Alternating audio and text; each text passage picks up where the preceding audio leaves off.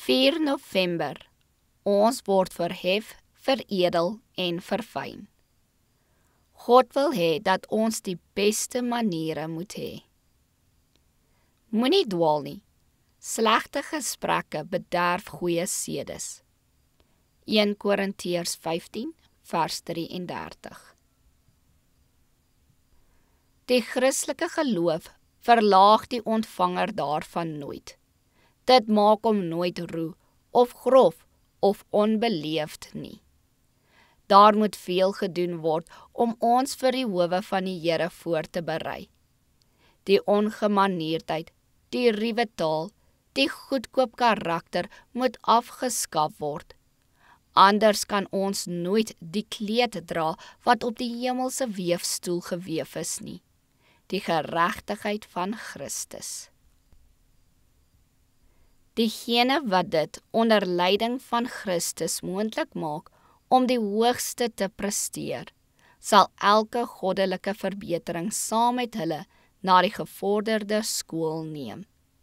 Maar diegene wat onwillig is dat hulle karakter in die ewebeeld van God gevorm moet word, bedroef die engele, want as hulle aan hulle sondige gewoontes en gebruike vashou, bederf hulle Gods plan.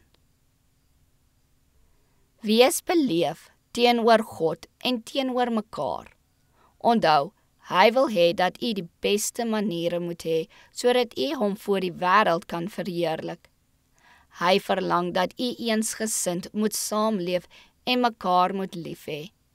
Onthou, as u mekaar hier lief het, sal u deur die ganse ewigheid saam met die verlostes woon. Selfsug en hoogmoed verhinder die suiwer liefde wat ons in die Gees met Jesus Christus verenig. As hierdie liefde waarlik gekweek word, sal die tydelike met die tydelike saamsmelt en almal sal in die oneindige een word.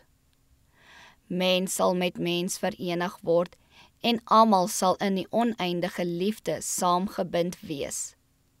Gewyde liefde vir mekaar is heilig. In hierdie groot werk sal die Christelike liefde van die een vir die ander, liefde wat veel hoër, standvastiger, beleefder, onselfsugtiger is as wat ons nog ooit geken het, die Christelike teerheid, Christelike welwillendheid en hoflikheid bewaar.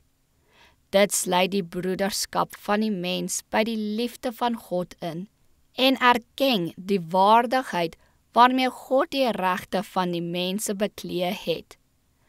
Christene moet hierdie waarheid voortdurend tot eer en verheerliking van God aankweek. As seuns en dogters van God, moet ons 'n bewuste karakterwaardigheid besit waarin hoogmoed en eie belangrikheid geen aandeel het nie.